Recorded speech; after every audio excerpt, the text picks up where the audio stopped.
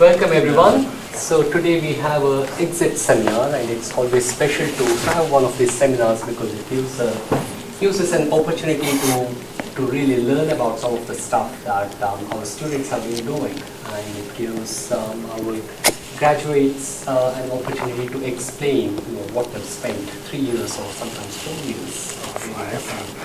And so today I'm pleased to present Desney, who's going to talk to us about mechanics, forearm mechanics using finite element modeling. So Desney graduated with a double degree in sports science and psychology from the University of Auckland in 2008. And then he started his PhD in bioengineering in 2010. And after, so he worked with Kumar, who unfortunately can't be here today, and with Dr. Michael Boland, an orthopedic surgeon. And since completing his PhD, which was about a year ago, so this exit seminar has been a while in getting here. So this has been working with Thor on the ICON project to control exoskeletal models. So I'll hand it over to Desney. Cool, thanks. Yeah, so I completed my PhD in the musculoskeletal modeling group on level 1 about a year ago. So I'll be honest, some of this is already a little bit fuzzy for me. But thankfully the title's up there, so I can't forget that. The title of my thesis was Forearm Mechanics and its implication on the distal radioulnar joint. Now it was closer to 5 years. So if you've heard me speak sometime over that period, you'll hopefully be familiar with this, but I'll start with a bit of forearm anatomy because it becomes quite fundamental to everything else I talk about. So your forearm consists of two long bones, the radius and the ulnar. They meet distally with your carpals in your hand to form the wrist joint. And the wrist joint primarily involves articulation between the distal radius and the proximal row of carpals. But the ulna is also involved via a fibrocartilage complex called the TFCC, and that'll become relevant soon. Proximally, the bones meet with the humerus to form the elbow joint, and at the elbow we primarily can get flexion and extension of our arms. At the wrist, you can flex, extend, adduct, abduct, and circumduct. But if you want to rotate your hand, which is something we do all the time, every day, that doesn't occur at the wrist. You're not rotating your hand with respect to your arm. That rotation actually occurs within the arm. The radius and the ulnar bone are actually rotating with respect to each other. Now that rotation occurs through two pivot joints, the proximal and distal radioulnar joints, and it was the distal radioulnar joint, or the DRUJ, that was the focus of my research. There are 23 muscles that have either their origin, insertion, or both within the forearm. Incidentally, I found out I'm part of the 5% of people that have only 22 muscles in their forearm. I have no palmaris longus, but generally they're 23 muscles. Only 3 of those 23 muscles are considered primary forearm rotators. But most of them, even though they have primary roles perhaps in finger movement, in wrist flexion extension, and elbow movement, most of them also cross the forearm's axis of rotation. So they also have some capacity to influence forearm rotation. That produces a heavily over-defined system, at least in terms of forearm rotation, and so it's perhaps no surprise that we really don't understand the roles that most of these muscles play in forearm rotation. So that brings me to the motivation behind my research. I think at a basic level there's a desire in science to understand how things work, and in terms of the forearm, there's a lot we don't know. There's a lot about normal, healthy forearm rotation that we just don't understand. From a more practical perspective, the better we understand how something is supposed to work, the more effectively we can fix it when it isn't working right. And in that context, I focused my research on 2 clinical disorders of the forearm. The first is termed distal radius malunion, or DRMU. And very briefly, about a quarter of all fractures treated in New Zealand hospitals involve the radius. And malunion is a very common complication in distal radius fractures, where basically the distal radius heals in an orientation different to its original position. That has all sorts of, or can have all sorts of functional, cause all sorts of functional problems at the wrist and also in the forearm. But it can also lead to osteoarthritis in the DIUJ, which is exceptionally debilitating. And the real problem is, it's very difficult to know when malunion is going to become problematic, so that surgical correction of that malunion would be beneficial. A sometimes related disorder is termed ulnar-carpal impaction syndrome, or UCIS. And this involves excessive loading across the ulnar-carpal joint, which causes painful compression of that fibrocartilage complex, the TFCC. That excessive loading appears to be related to the relative lengths of the radius and ulnar bones, which we term ulnar variance. And basically what they found is that in patients with UCIS, there's an overrepresentation of people with either a neutral ulnar variance, where both bones are the same length, or a positive ulnar variance, where the ulna is actually longer than the radius. The problematic ulnar variance can be congenital. You can be born with it or develop an ulnar bone that's longer than perhaps it should be. But it can also arise through trauma, like a distal radius fracture, where if the radius heals shorter than it originally was, and that's actually quite common in distal radius malunion. Now, the treatment for ulnar carpal impaction syndrome is usually to surgically shorten the ulna. So they just cut a bit out. And that very successfully reduces loading at the ulnar carpal joint. Unfortunately, that also alters the joint mechanics at the DIUJ. And again, cartilage degeneration often follows ulnar osteotomies. In both these cases, there's a lack of understanding as to how changing the ulnar or the radius bone influences contact at the DIUJ. Almost all the available data we have, existing data in terms of DIUJ joint contact, comes from cadaveric studies. And it's difficult to perform the sort of systematic analysis you need using cadaveric models. If, on the other hand, we could develop a computational model that could reliably and reasonably accurately predict contact at the DIUJ during forearm rotation, we could systematically study just about anything we like. And so that was the motivation behind my research. To sort of put the whole picture together, that down there is what I was primarily interested in. I wanted to evaluate joint contact pressure and joint contact area in the DIUJ during forearm rotation. And we aimed to do that using a computational model.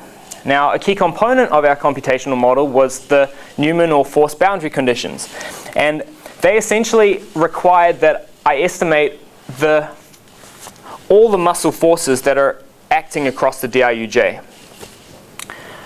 To do that, I used a fairly simple muscle force model that was based on subject-specific forearm rotation torques that we actually measured, subject-specific physiological cross-sectional areas that are related to the size of the muscle, some muscle activation data, so EMG data, and then another key component of our muscle force model was muscle moment arms. Now, fundamental to a moment arm is the axis about which the moment is being generated. You can't define a moment arm unless you know what moment that moment arm is related to.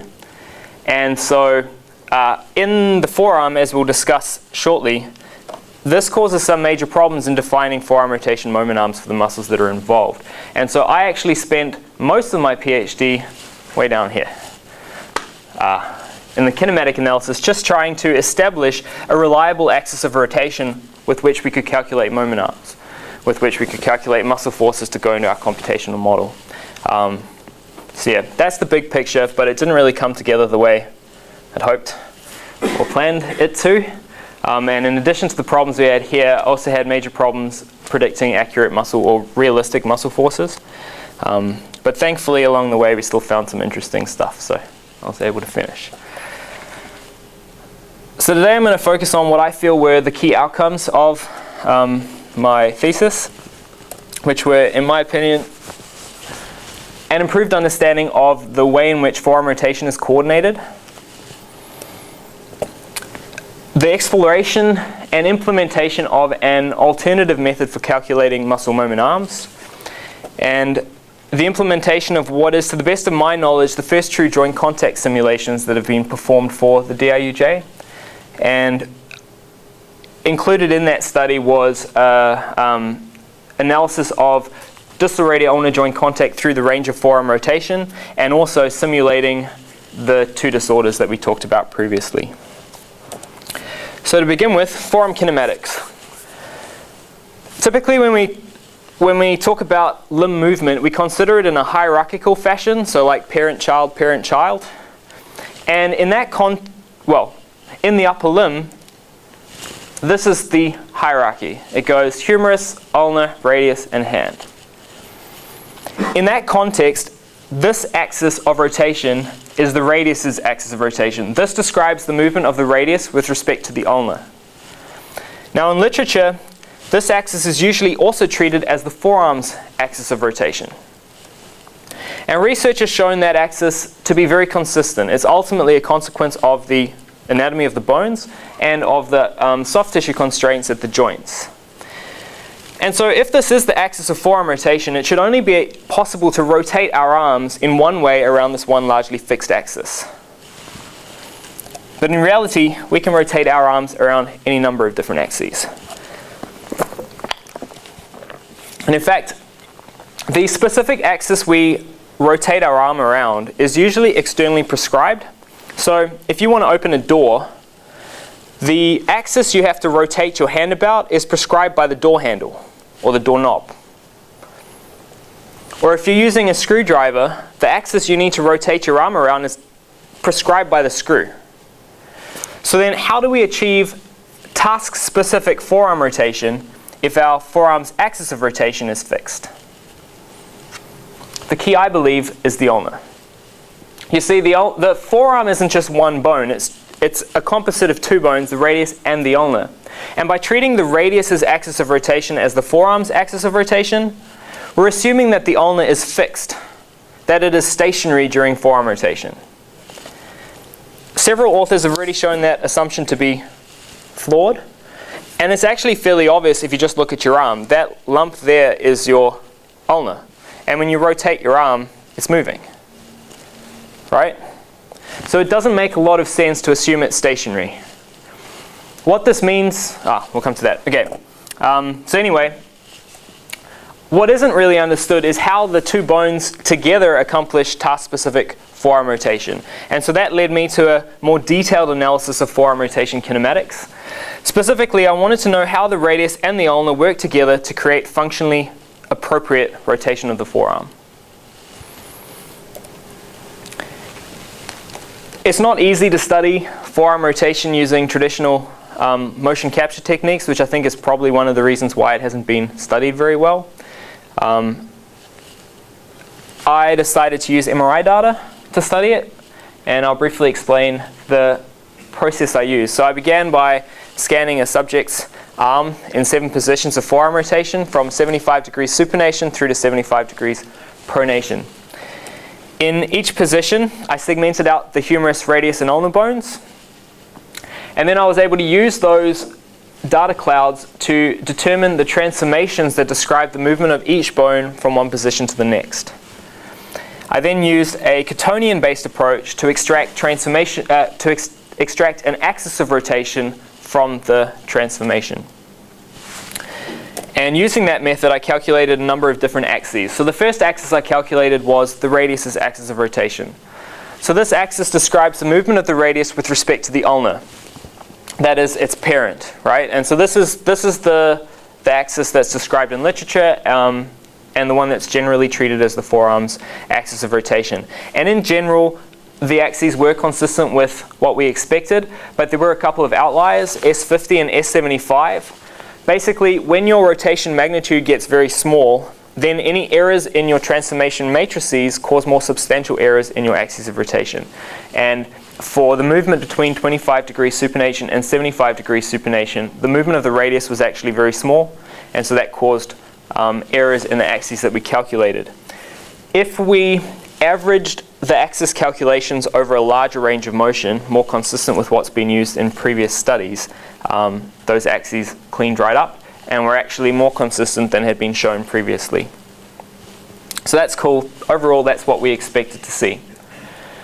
The second axis we calculated was the ulnar's axis of rotation. So this is the movement of the ulnar with respect to its parent, the humerus. And all we could really conclude from these axes is that the movement of the ulnar isn't constrained to occur about any one axis of rotation. In fact, every movement interval involved movement about a completely different axis of rotation.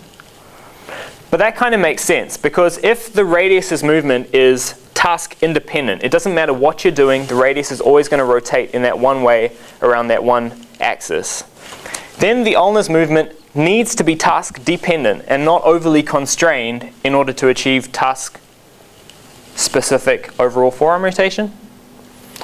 So that kind of makes sense. The third axis I calculated, I termed the functional radius axis, and this described the movement of the radius with respect to the humerus. And so this is the movement of the radius, including the ulnar's contribution to that movement. And it's this axis that I hypothesized would represent the forearm's overall axis of rotation and would coincide with the externally prescribed axis of the task. To test that hypothesis, I needed some axis to compare my functional radius axes to. And so for that purpose, I designed and built an MRI-compatible jig. And basically the idea is the subject would lie on the MRI scanner with his shoulder over the first brace, his forearm resting and passing through the second and third brace and holding the handle at the end. That handle rotates around a fixed axis, and it's an axis that we can reproduce.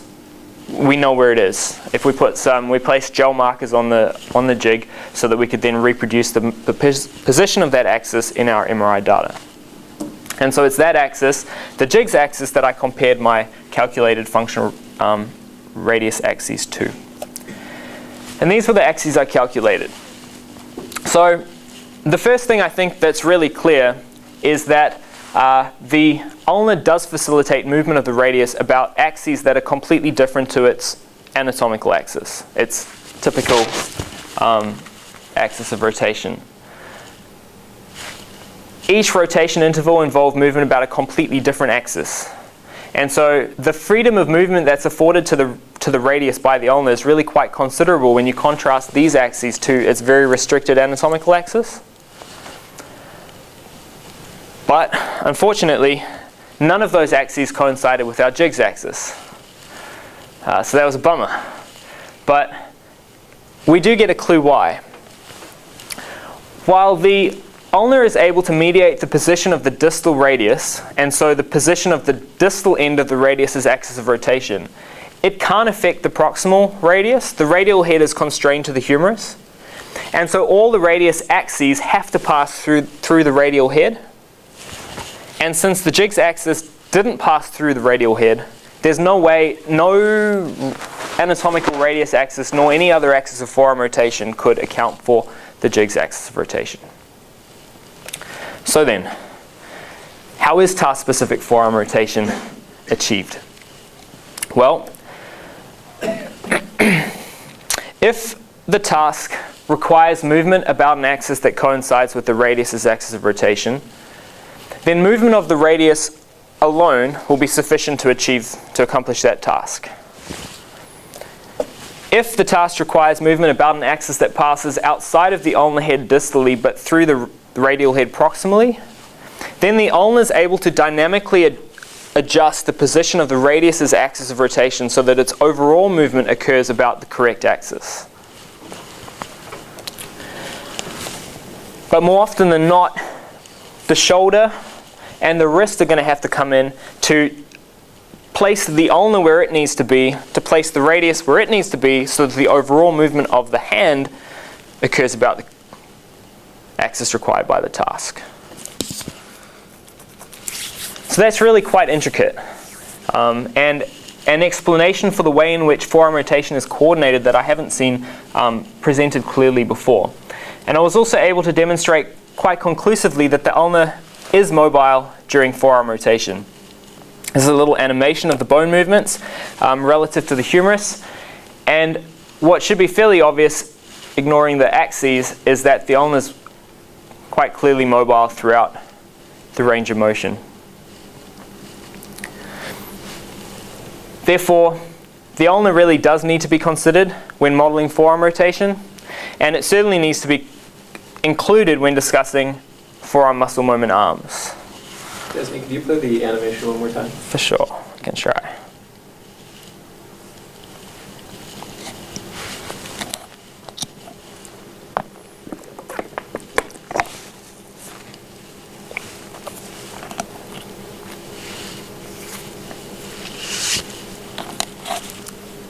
I have a question, but I can save it for the end. You can ask it now if you want. So it seems like the proximal ulna moves more on the humerus than the proximal radius, just from watching this animation. So I guess one, is that a correct interpretation? And two, could you speculate on why people considered the ulna as the parent of the radius when the radius seems to be more fixed on the femur? On the humerus. So I think the first observation is correct, and that's why we find that all the axes pass through the radial head. There's not much movement because the radial head's quite strongly constrained to the humerus, doesn't move all that much. The fact that the ulna can move, because there's the articular surface of the ulna seems to be incredibly well, congruent with the articular surface of the humerus, so that it's an incredibly stable joint, and is usually assumed to be a hinge joint where you just have 1 degree rotation. But in fact, it's not perfectly congruent, and that lack of congruency actually allows it to have some other movement involved, and it's that other movement that, even though it's still fairly small down that end, causes a more substantial movement down the distal end and allows it to mediate the movement the way it does. Yeah. And in terms of why they consider the radius the child of the ulna, I would say that's because typically the hand is primarily fixed and follows the movement of the radius, right? So if you were to pivot your ulna around, it wouldn't really rotate your hand in the way that it would if you moved the radius. The hand sort of tracks the position of the radius, and so that's just the sort of hierarchy if then. you're counting from the hand, it goes hand, radius, and so then by default ulna. Yeah. I see. Yeah, but this is I think what makes it slightly confusing, because most other sort of limb segments you don't deal with this. You've got a real clear hierarchy. Right. And even though there is a hierarchy, in this case, it's not as simple as that, because you're really looking at overall forearm rotation, but it's not just one segment with respect to the other. It's both of them working together. Yeah. All right. So moment arms. In any joint modeling work where muscle forces are involved, moment arms are generally going to be of interest. The moment arm of a muscle determines its capacity to influence or to contribute to movement at a joint. And in my situation, in my case, moment arms are a key parameter in my attempt to estimate individual muscle forces. Now, almost all the studies that have determined moment arms for forearm muscles have used the tendon excursion method. So either virtually or cadaverically, the arm is moved through its range of motion, and the change in a muscle's length with respect to the change in joint angle can give the instantaneous moment arm for that muscle at that joint. So in other words, the moment arm is the derivative of the muscle's length with respect to the joint's angle. Now, as we've mentioned, fundamental to a moment arm is the axis about which the moment is created. And in all of these experiments, when they've done this tendon excursion, the ulna has always been fixed. They've fixed the ulna and just moved the radius over the top of it, so that all the moment arms that exist are with respect to the radius's axis of rotation. And they're not then going to be relevant to forearm rotation talks I measure about some other axis of rotation. So I wanted new ones. And for a couple of reasons, I wasn't going to be able to use the tendon excursion method to get them. And so I implemented a vector-based method.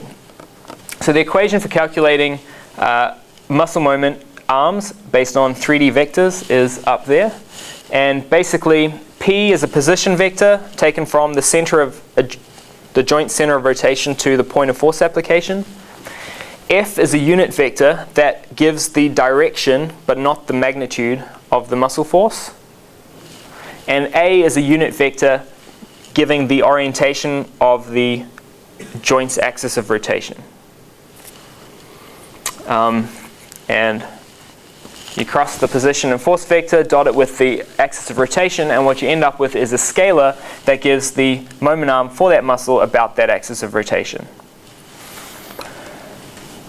In my calculations, the axis of rotation was the jigs axis taken from the kinematic work, and I'll quickly describe the process I used to get the point of force application and the muscle force vectors.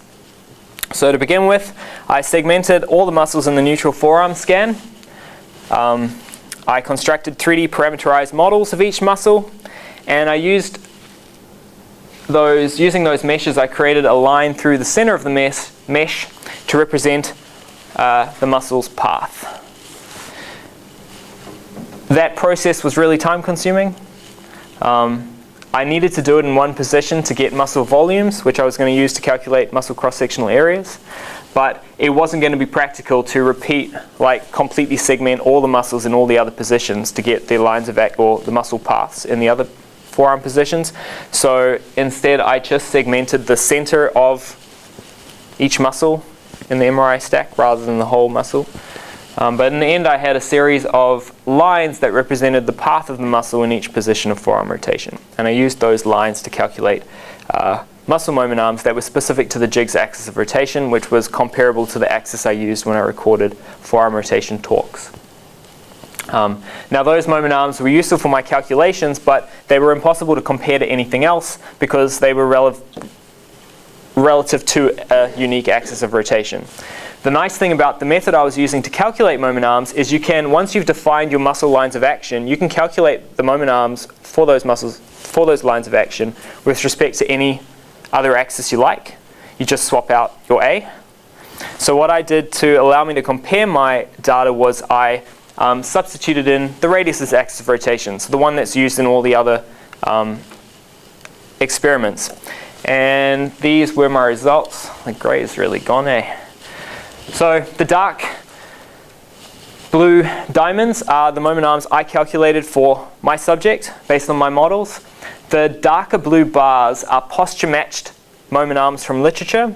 So those are moment arms taken from studies where they've explicitly defined the elbow and forearm posture that the moment arm is relevant to. And then the light blue bars, that is like the full range of moment arms that have been presented for that muscle in literature. And generally I was happy enough with the correspondence. It's really difficult. Like, all this really tells me is that my moment arms aren't ridiculous. They're not completely out of, but the range of values presented in literature varies so extensively that you really can't say much about the accuracy of your method, the actual precision, because virtually all the muscles, except for pronator quadratus, have moment arms reported that vary from pronation to supination. So that's why there's really a lot of confusion in terms of the action that most of these muscles have in forearm rotation, because our moment arms don't even tell us. But anyway, I was reasonably happy with how they related. I also repeated that with substituting in the elbow's axis of rotation. So for the muscles that cross the elbow, I also calculated their flexion extension moment arm. And again, they matched reasonably with literature. But arguably the more important part of the work I did on these moment arms was the sensitivity analysis I conducted. So mathematically, the relationship I've used does calculate an exact instantaneous moment arm for the muscle. But that assumes that your input data is as exact. And in reality, there are going to be errors in my axis of rotation, and there are certainly going to be errors in my lines of action. And so it's really important that I evaluate the sensitivity of my moment arm calculations to errors in the input data. So I tested that for 8 muscles, and I basically just systematically perturbed all of the input variables and had a look at what effect that had on my calculated moment arms. For the point of force application, so this is for the biceps, for example, which attaches onto the radius.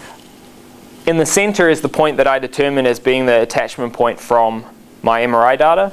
And then what I did was I just perturbed that in 1 millimeter, perturbed it 1 millimeter away in 36 different directions, spherically about the original point, and recalculated the moment arm in each of those positions. And then I did it at 2 mils and 3 mils and 4 mils. Yeah. For the vector components, so that's your force vector and your axis of rotation, that I perturbed in 1 degree increments in a whole bunch of different directions up to 30 degrees either way. And again, in each instance, I recalculated the moment arms, figured out what the error was, and plotted that with respect to the perturbation magnitude. In terms of determining the point of force application, so this graph over here, what it shows is the dark blue bar at the bottom. That is, so remember, I've perturbed 8 different muscles, and for each perturbation step, 1 millimeter, 2 millimeters, 3 millimeters, I perturbed those 8 muscle point of force applications in 36 different directions. So the line at the bottom is the average error across all those perturbation directions across all the muscles. And then I have a standard deviation bar, and then the lined bar is the maximum errors that were observed. And very often the maximum errors were substantially larger. That's for one particular perturbation direction for a particular muscle is way bigger than the average. That sort of makes sense. Anyway, so what I found was that for a 5 millimeter perturbation in terms of your point of force application, on average there was an error of about 30% in the calculated moment arms. But for some muscles, in this case biceps brachii, which originally only had a moment arm of about a bit over a millimeter, had errors of up to 300%, 330%. In terms of the force vector, here a 5 degree change in the orientation of the force vector caused on average about a 30% change, 36% change in the calculated moment arms, but some muscles had errors of up to 3.5 mils, which this is a muscle that originally had a larger moment arm, so it has a smaller relative error. Makes sense, but the absolute errors were still larger in that instance, although it's not really fair to compare 5 millimeter perturbation to a 5 degree perturbation, but you've got to go somewhere.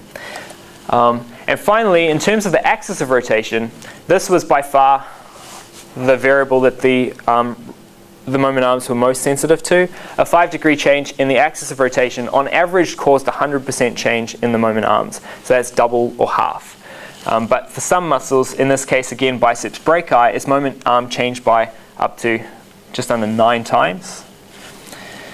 So that's not ideal. While we have this very accurate, very precise means of calculating instantaneous moment arms, the results of the sensitivity analysis indicates that in order to use that method reliably, you need equally accurate and precise input data. I haven't seen this kind of analysis presented for this method before, and it's clearly something that's really important to know if you're going to use it. And it's something I wouldn't have minded knowing before I did. Anyway, something else that the results demonstrate is the extraordinarily high level of precision with which muscle moment arms are specified at a joint. So the exact same the way in which a muscle's moment arm is specified is as sensitive to the muscle's line of action as these calculations are. And it also demonstrates how important the axis of rotation is to a muscle's ability to contribute to movement at that joint. And that has, I think, quite important clinical implications for planning things like tendon transfers and other orthopedic procedures. But it's also very important for understanding the motor control systems that coordinate joint movement. Anyway, so again, it's not the outcome I was hoping for. It certainly didn't help with my muscle force predictions, but it was still interesting and I think useful. Eventually, I was able to get onto the joint contact simulations that I had always intended to, set out to, albeit without the accurate loading conditions I'd hoped to have.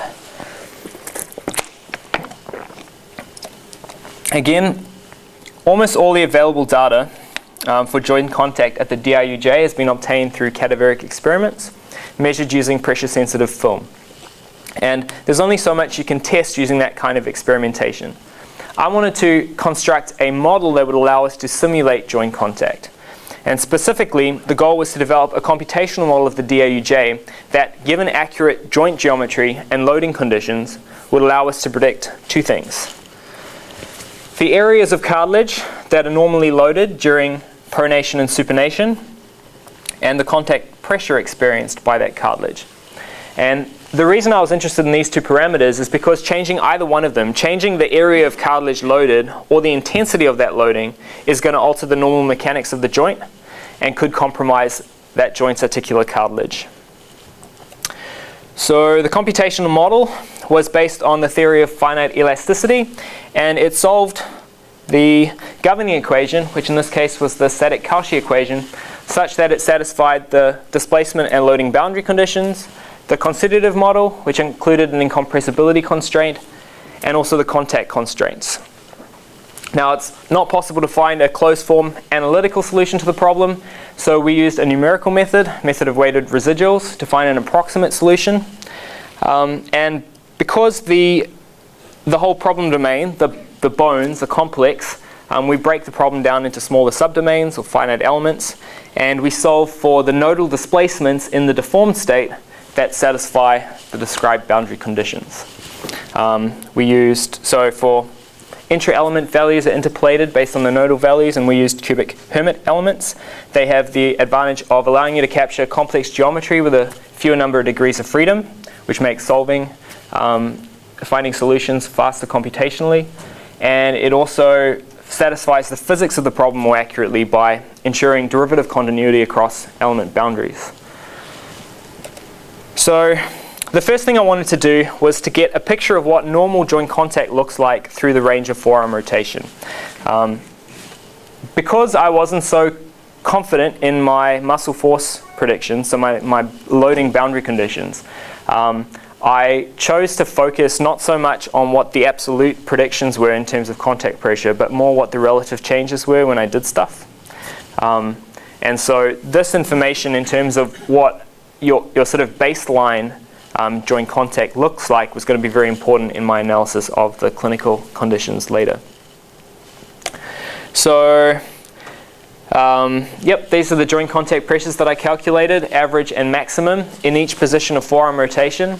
And they were fairly consistent with literature, both in terms of the magnitude of the contact pressures, and also previously peak joint contact pressure has been found in mid-supination.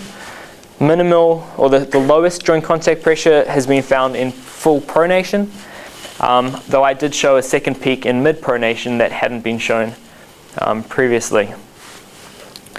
When I visualized the results,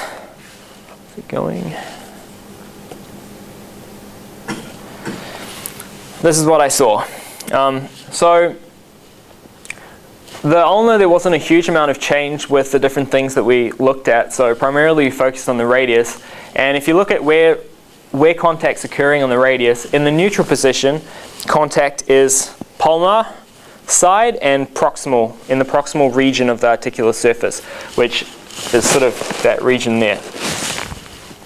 And then as the arm is pronated and supinated, in this case, contact shifted dorsally.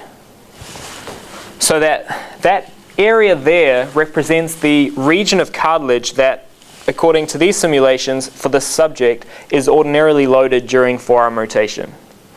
And that's really important to know, because if an injury or surgery causes joint contact to shift outside of that area, you're now going to be loading cartilage that isn't ordinarily loaded, at least in that way. So that cartilage degeneration may still occur even if the contact pressures don't change all that much, don't increase. Which brings us on to the clinical simulations I performed. So as I mentioned, there were two clinical conditions that I investigated in my PhD. The first was distal radius malunion, and here I wanted to understand how the orientation of the distal radius affects contact at the DRUJ. Basically so that a surgeon could look at a patient with DRMU and have some ability to predict what impact their distal radius orientation is going to have on the health of their DRUJ. So to study this, I rotated the distal radius in a dorsal palmar, radial ulnar, and anteversion, retroversion, or internal external rotation directions in 2-degree increments up to 6 degrees in each direction. And again, simulated contact in each position, and these were my results. So with dorsal rotation of the distal radius, we found a slight increase in terms of the joint contact pressure, but really not that much. And the location of contact didn't change a whole heap with dorsal or palmar rotation of the distal radius. In terms of radial ulnar rotation, there wasn't a big effect on the joint contact pressures, but the location of contact shifted distally and proximally. But DIUJ contact was most sensitive to anteversion and retroversion, and I think the sort of most significant thing here is that according to these simulations, any more than 2 degrees of retroversion would require adaptation in terms of the relative positions of the radius and ulna in order to maintain joint contact, because joint contact is now shifted basically outside the articular surface. And I think that highlights one of the biggest problems in my work here, is that a patient that actually has one of these malunions is going to have to adapt the posture of their joint. They're going to have to adjust the position of the radius with respect to the humerus to maintain contact. And I couldn't simulate that. I didn't know what it would be, how it would respond. And so really to better understand this relationship, I really need to get hold of data from patients that actually have malunions, and to repeat the analyses based on joint geometry and joint postures that are actually taken from the patients. But I think it's this kind of systematic analysis that's going to be useful to surgeons in more effectively treating this common problem. The second disorder I looked at was ulnar carpal impaction syndrome. So here I wanted to know what the relationship was between the length of the ulna and contact at the DIUJ. And so basically, again, so that a surgeon could look at a patient and say, okay, I want to shorten their ulna. How far can I shorten it before I start messing up their DIUJ? So to do that, I lengthened and shortened the ulnar bone model in 1 millimeter increments up to 5 mils in each direction. And again, I simulated joint contact at each length, at each ulnar length. And what I found was that shortening the ulna led to a slight increase in joint contact pressure. Lengthening the ulna didn't really affect joint contact pressure all that much, but intuitively it did cause a distal shift in the location of contact on the radius. And any more than 3 millimeters of shortening in this subject would cause proximal dislocation at the DIUJ. Again, one of the bigger limitations of this data is that it comes from a single subject with apparently healthy DIUJ contact. And I think realistically, specific joint morphology is going to significantly affect the mechanics of the joint. And I think this is somewhere that subject-specific models becomes really important. I don't think that a generic model will be useful or very meaningful in studying these kind of relationships. Possibly and hopefully we can find some general patterns that hold true across a population, but I think those need to be determined using a large data set of models that are still based on real subjects' bone geometry.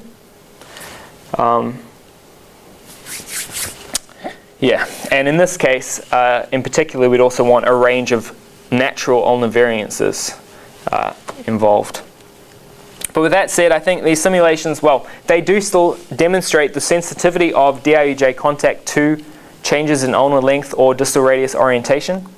The modeling approach I've used, I think, shows a lot of promise for studying these kinds of problems. In particular, it allows us to simulate all sorts of clinically relevant scenarios, and it allows us to evaluate joint contact in a way that takes into account the specific geometry of the individual's joint, which I think is really important. So in summary, there were a number of, I believe, significant outcomes from my work.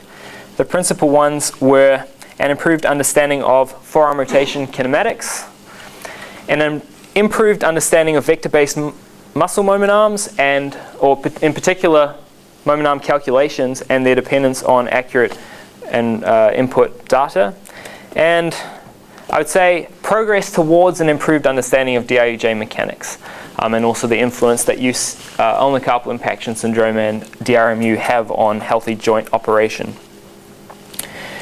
In terms of future work in forearm biomechanics, thankfully there's still a lot to learn. In fact, I'm not sure I answered as many questions as I just opened up. Because there was so little existing data to build on, I tried to study each area that I was researching in as much detail as I could. And because of the methodology I was using, in particular segmenting all of that MRI data, which was incredibly time consuming, it was only possible to perform the depth and breadth of analysis that I did on a single subject's data, which is, without question, the greatest limitation in all of the work I did. And so I think in the future, it's going to be really important to expand these analyses to a larger data set. That's true for the forearm rotation kinematic work. And in particular, it's true for the joint contact simulations. We'd want to know how DIUJ contact varies with individual joint geometry. And in terms of these clinical conditions, it'd be really cool to get hold of a whole bunch of CT data from people that actually have these conditions, and then to repeat the analyses using joint geometry taken from them. There are a lot of people to whom I owe a great deal of thanks. Most importantly, my supervisors, Kumar and Michael Boland, and I'd like to thank you for listening. And hopefully there's not too much time left for questions.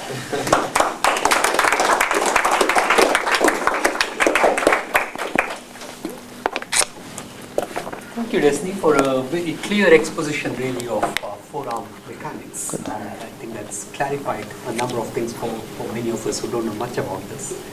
But, so I'd like to open up the floor for some questions. Yeah. Could you actually pull up your moment arms slide again? Yes. So I thought. Which one? So it's when you were doing the sensitivity analysis on moment arms? The results of the sensitivity analysis? That's right. Yeah. So go all the way through. So I'm not sure if you went into this sort of aspect of it, but at first glance it seems like that third result is problematic, 870% maximum error. But I would actually argue that it shows something else, which is that when you start to change the axis that the joint is rotating, it may not be so much as error, but it may be that the muscle moment arm themselves are changing by that much. And so if you think about it, so you have muscles across the ankle that have a plantar flexion moment arm of whatever, and they have a pronation supination moment arm of something else. Yeah. And so in the case of the forearm, because it is the elbow is such a complicated joint, I think it's very likely that you have muscles that have a whole, they have a whole table of moment arms based on what the actual axis of rotation is. And I think that highlights something else, which is, I think, an extremely interesting contribution of your work, that sort of trying to model human joints, especially the elbow, with sort of a simplistic, hinge joint or whatever, is really not the right approach. And I think that this is a particularly interesting joint. It seems like there are a whole lot of axes of rotation, and so there need to be a whole lot of moment arms of the muscles in order to model it correctly. I don't know if you sort of addressed it in that way, but I think that's another interpretation. Well, that's sort of what I was getting at when I was talking about the precision with which the moment arms are being specified, because of exactly that. It's not that it's an error. If this is the axis of rotation, then that is the moment arm, right? But in terms of the sensitivity analysis, I'm figuring out, okay, I've determined theoretically what I believe to be the correct axis of rotation. How sensitive are my results to an error in that axis? But the converse of that is that a slight change in the axis of rotation, at least in the forearm, has a significant impact on the moment arm of the muscle. Right. Because what you are calculating here is the resulting moment arm of the muscle, even with just a relatively small change in the axis of rotation. Yeah, and I would argue that the axis that you chose for your sort of initial modeling was an arbitrary. I mean, it was necessary to make an arbitrary choice, but it was an arbitrary choice of many actual axes of rotation. And that's the difficulty in the kinematic work, is that it's not. When we started off, we were looking for the forearm axis of rotation. But in reality, at the end, sort of realized that that's probably impractical, that there isn't the axis of forearm rotation. It's going to depend what you're doing. And you're going to have to define an axis specific to. And in terms of understanding the ulnar's movement, that's going to be task specific as well. It's going to depend on what axis you're trying to move it around. Desney, this might be a slightly dumb question, but your decision to calculate all these moment arms based on assumed center line for the muscle was because you didn't want to do the continuum calculation of the whole muscle acting as a 3D muscle. I mean, in the end, all you care about, presumably, is what's happening right here. So the fact that you are calculating all these moment arms along here is because you were deciding not to do the full continuum analysis of the whole muscle, or a combination of muscles which would then presumably could more accurately tell you what was happening here. Yeah, perhaps. I guess it was sort of a just step after the next, and when we started off, we didn't think we were going to be going down this route of having to calculate moment arms. We thought we'd just get them from literature. But then when we got into it, discovered the axis of rotation was not as simple as I'd been led to believe when I started, and so then we started looking into ways of calculating moment arms.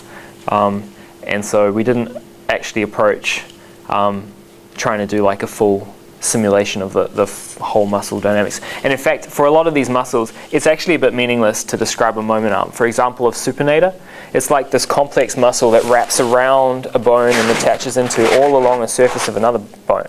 And so in terms of like physiological cross-sectional area, where and same with the moment arm is a little bit meaningless. So Masood was doing sort of DTI stuff and trying to map the fiber structure inside the muscle. And I thought that sort of thing would be really interesting to do, particularly for muscles like that are far more complex than just a... So I guess my question really is, if computational cost wasn't an issue, would you just scrap all the moment arm calculations and just go for a full 3D modelling of the forces treating the muscle as a full 3D body? Yeah, the reality is I wasn't able to predict like realistic muscle forces using the approach I took. And so I would definitely be interested to see what sort of accuracy one could get with that approach. Because it might be more realistic. Like, it just might be a case of oversimplifying something that's actually a lot more complicated. Yeah. Sort of in a similar vein, I thought part of the reason for doing this was to get a better idea of how the pressure was distributed on the joints, especially around the distal end of the forearm. With that in mind, for you to be able to calculate those accurately, you really need to have a very, very accurate representation of the joint surfaces and the joint,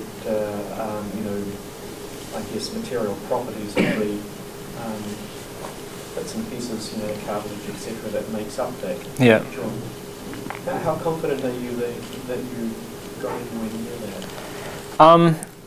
I think we constructed pretty accurate joint geometry. From the MRI? Yeah. That wasn't based on the 3 mil slice intervals. We took isotropic voxels, so like about 0.5 mil, and produced reasonably, I would say fairly accurate joint geometry. Not perfect, but I was reasonably happy with that, though representing cartilage on that surface is was more difficult, and we couldn't see the cartilage in the MRI data that we had. But even so, half a millimetre for these. Yeah. Yeah, so I think that also motivated to some extent our focus on relative changes more than absolute values, because there were a lot of things I wasn't very confident in terms of in terms of their consequence on the actual joint contact pressures that we evaluated. But the hope was that at least the relative changes would be representative of what we would find if you did have more accurate loading conditions, material properties, and articular surface geometries. But that is a question that was raised in some of our manuscripts, was just how reliant are the results on the joint geometry of the individual, and I would say very reliant on that, but that's going to require a whole lot more work, I think, to look at how, as I said, how joint contact varies with the specific geometry of the joint, as well as things like the material properties and the way that you represent the cartilage and that sort of thing. So as a follow-on to that, so what you presented here, so you had an N of 1, just one person's anatomy. Yeah. And so in my view, your result wasn't really the contact location and the contact pressures, but your result was how that varies with rotation. So I guess the follow-on would be, how confident are you in the variation, in your demonstration of that variation, given the reasonable limitations of your work? For this subject or across a population? As a general idea, in terms of forearm kinematics. Kinematics or the joint contact? So the idea is that with kinematic variation, Yeah. you change the location. Right. So, Okay. So in the context of that, are you confident in saying that's a general? No, I principle? would say that that's what this subject's data showed, and I would have to do more research to find out whether that holds at all across populations or how it varies, and for different forearm rotations. I don't know. And so also this is static, so even though or passive, even though you're in different positions and we're simulating contact, the kinematics is taken from just resting positions, and so under load you're also going to have relative movement of the joints, which is going to change at least the location of contact. But those are all things beyond. I was already at like 4.5 years. If there are no more questions, let's thank Desney for a wonderful talk.